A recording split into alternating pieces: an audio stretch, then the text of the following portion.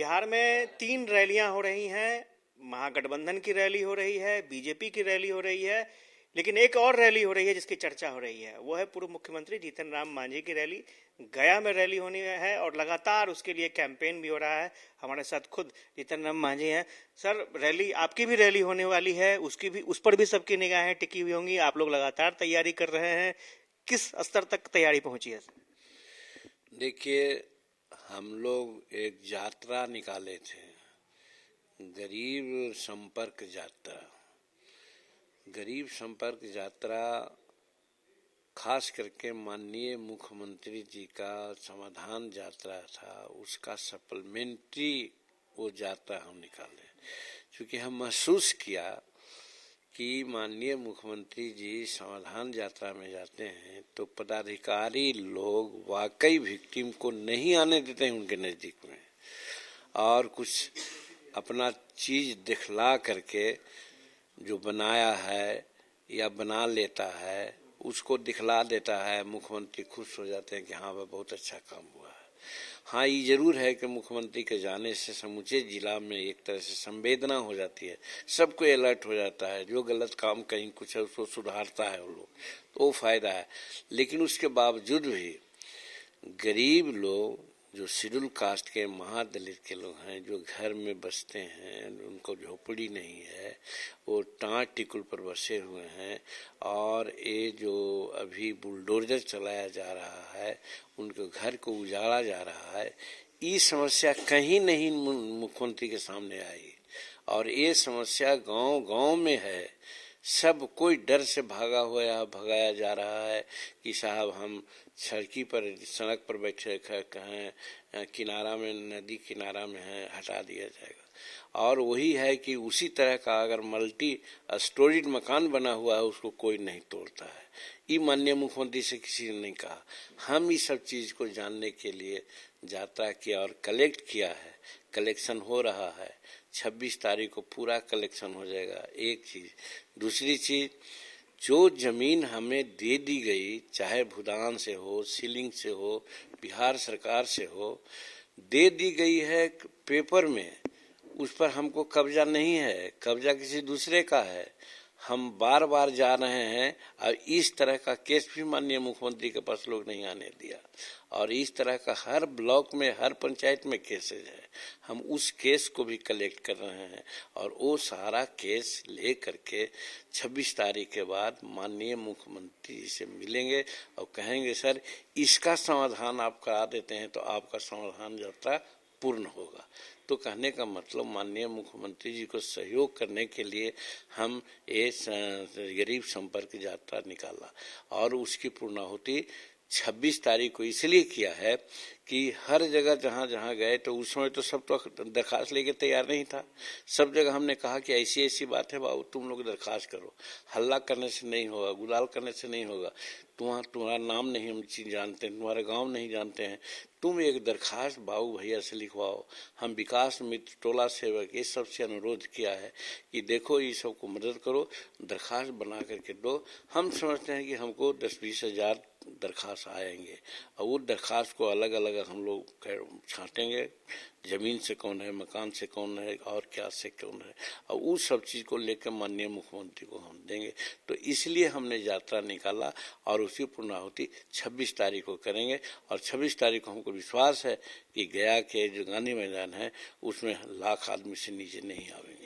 चर्चा हो रही थी सर आपके एक स्टेटमेंट की। आपने कहा संतोष सुमन जी मुख्यमंत्री के दावेदार हो सकते हैं, और अगर संतोष सुमन जी बनते हैं तो जो गरीबों को जो ठेका देने की बात होगी वो 75 लाख या उससे भी ऊपर चली जाएगी, गरीबों को ठेका हम देंगे।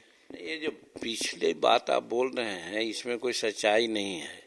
सच्चाई ये है कि जब बात आप लोगों ने पूछा कि मुख्यमंत्री के दावेदार अमुक आदमी अमुक आदमी अमुक आदमी है, तो हम कहा देखिए मुख्यमंत्री के दावेदार की बात करना फजूल है, इसलिए कि नीतीश कुमार जी बोल चुके हैं कि अगला मुख्यमंत्री तेजस्वी प्रसाद होंगे और 2025 का चुनाव महागठबंधन का तेजस्वी जी के नेतृत्व में होगा। तब फिर मुख्यमंत्री के बारे में कहना बेईमानी है। लेकिन जहां तक मुख्यमंत्री पद की अर्हता का सवाल है तो उसमें हमारा संतोष भी कोई पीछे थोड़े है। वो भी पढ़ा लिखा है, वो भी प्रोफेसर है, वो भी सब तरह से ठीक है।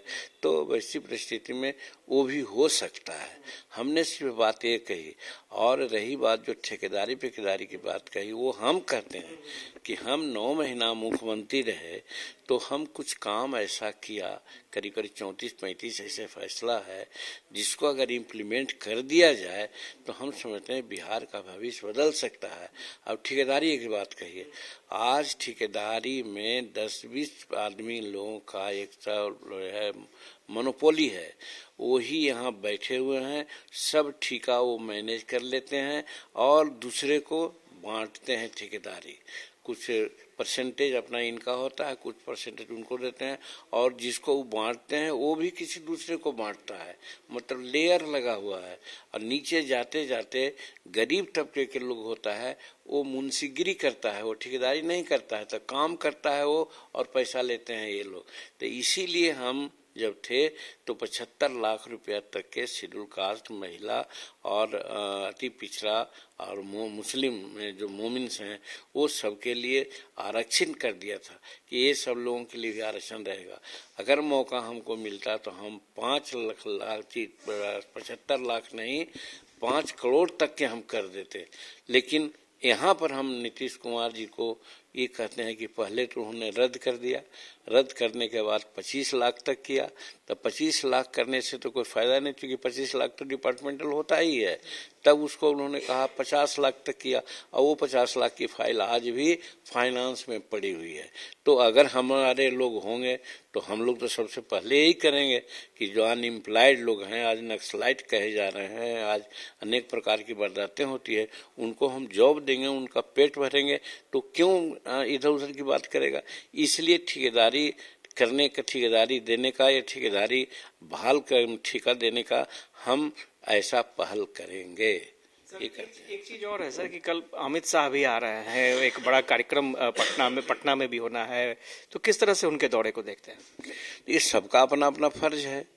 24 आ रहा है, 25 आ रहा है, सबको अपनी अपनी पार्टी है, सब लोग अपना प्रचार करेंगे।